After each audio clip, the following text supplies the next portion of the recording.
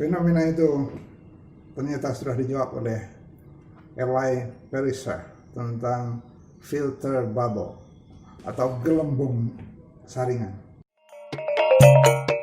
Assalamualaikum saudara. Saya ingin berbagi pengalaman luar biasa saya tentang posting video di YouTube. Saya ambil ada 4 kasus video saya yang perlu kita bahas untuk memahami fenomena masyarakat. Saya memposting video tentang tipe-tipe perempuan. Dalam tipe-tipe perempuan itu ada gambaran sekian yang negatif, yang jelek, hanya satu yang bagus. Anehnya tidak satu pun viewer saya yang memberi jempol terbalik, semuanya ke atas, termasuk semua wanita.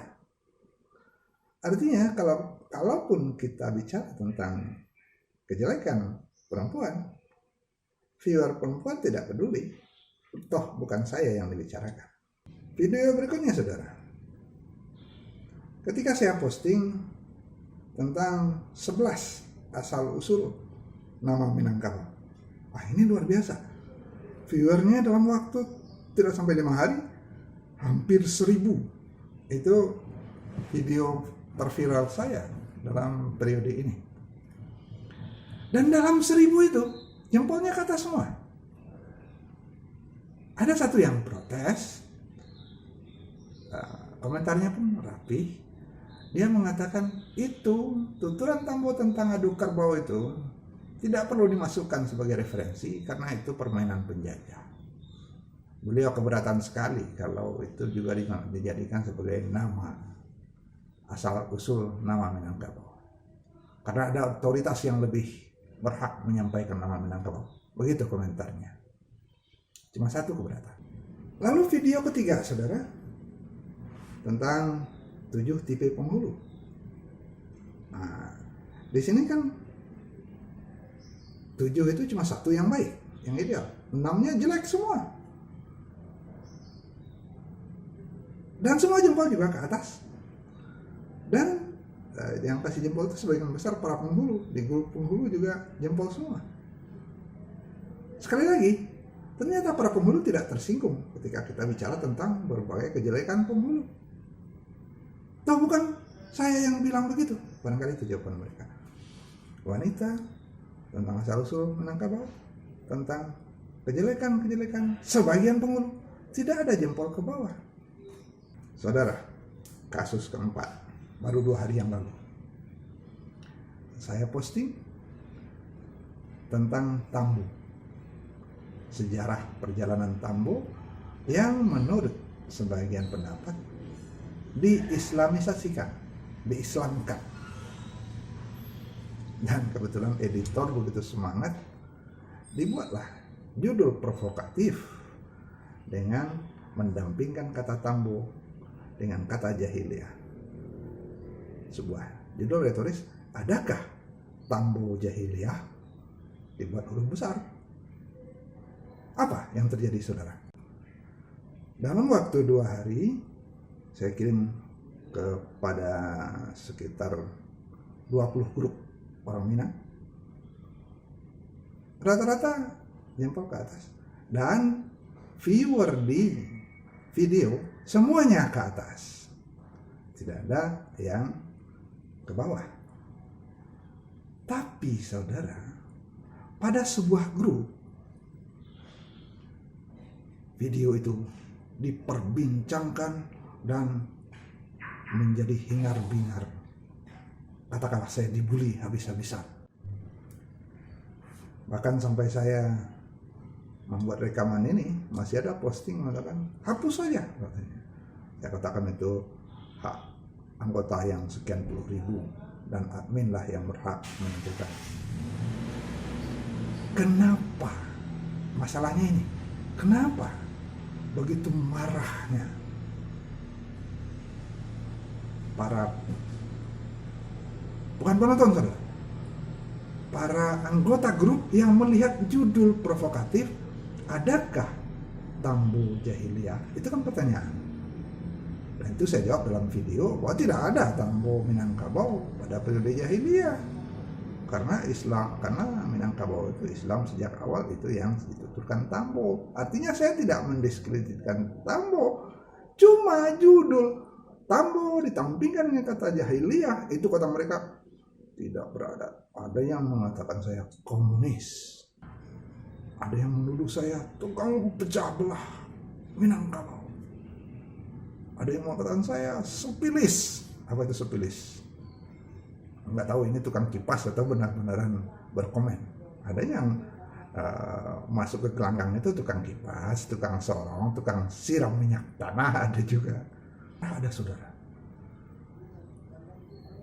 Yang bersangkutan tampaknya tidak setuju kalau kata Tambo didampingkan dengan kata jahiliyah. Saudara, di sini saya berpikir, apa yang terjadi? Dan ini hanya di sebuah grup. Dan tidak tentang videonya, tapi tentang judul. Saya coba bongkar-bongkar tulisan orang lain tentang Tambo. Saya menemukan sebuah jawaban menarik, saudara. Ternyata Tambo itu keramat. Tambo itu sakral. Bahkan Tambo-tambo nagari itu disimpan di tempat yang rahasia oleh penghulu, dan untuk mengambilnya harus ada ritual tertentu dan hanya penghulu kaum atau kepala kaum yang boleh membuka dan membacanya. Disakralkan.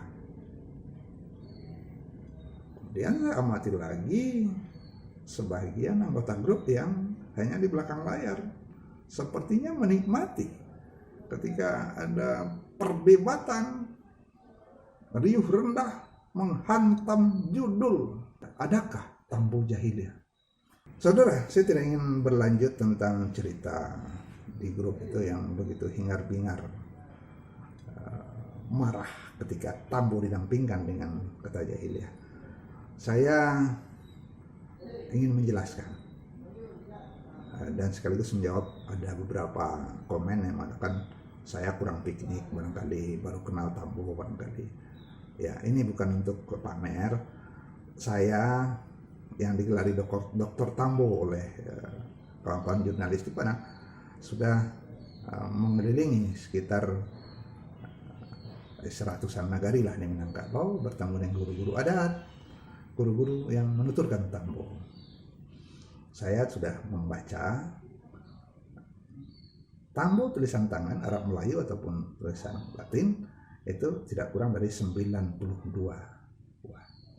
Saya juga membaca buku-buku Tambo, kalau Datuk Asam Rajo, Datuk Nagari Bahasa, itu sudah ratusan kali saya baca. Artinya saudara, saya sudah baca semua Tambo. Saya sudah baca Tambo yang juga dimiliki kerajaan beberapa buah. Saya tidak hanya baca Tambo Minangkabau, saya juga baca Tambo-Tambo Nagari. Saya bahkan baca Tambo di luar Minangkabau, Tambo Lubuk Jambi, Tambo Kerinci, Tambo Kerinci. Saya bahkan punya sebuah kopi Tambo Palembang. Dan ada sederet Tarombo dari Tanah Batak. Kalau ada yang mengatakan saya kurang piknik tentang Tambo, ya mudah-mudahan dengan penjelasan ini saya tidak kurang piknik. Saya ingin menjelaskan bahwa Tambo ini memang keramat dan dikeramatkan oleh pihak tertentu untuk kepentingan tertentu. Saya contohkan tadi ketika Tambo itu di nagari hanya boleh dilihat dan dibaca oleh kepala suku, kepala kaum untuk kepentingan kekuasaannya, dan itu juga di kerajaan. Supaya diketahui, Tambo versi kerajaan punya silsilah sendiri, punya makna tersendiri tentang tuturan silsilah. Tambo yang berada di masyarakat beda lagi silsilahnya dan maknanya. Tambo versi kaum tarekat tasawuf itu beda lagi, saudara. Untuk nama Sri Maharaja Diraja saja, itu versinya tidak kurang dari 7. Kita bahas nanti. Artinya apa?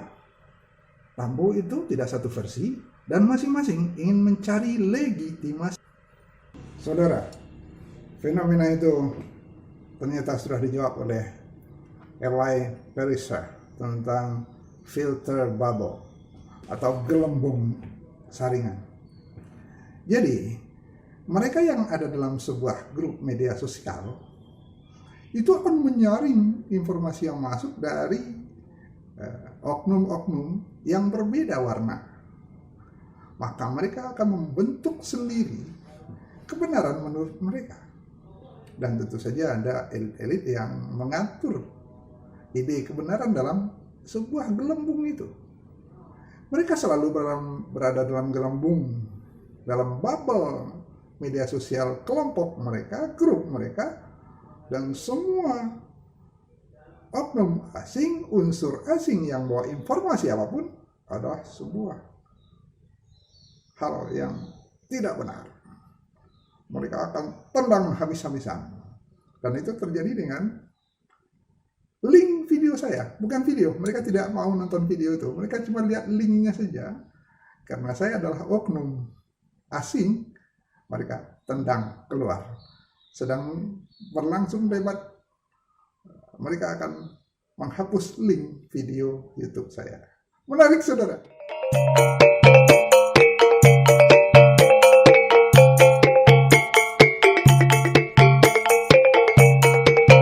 Sampai jumpa. Jangan lupa subscribe dan share. Terima kasih.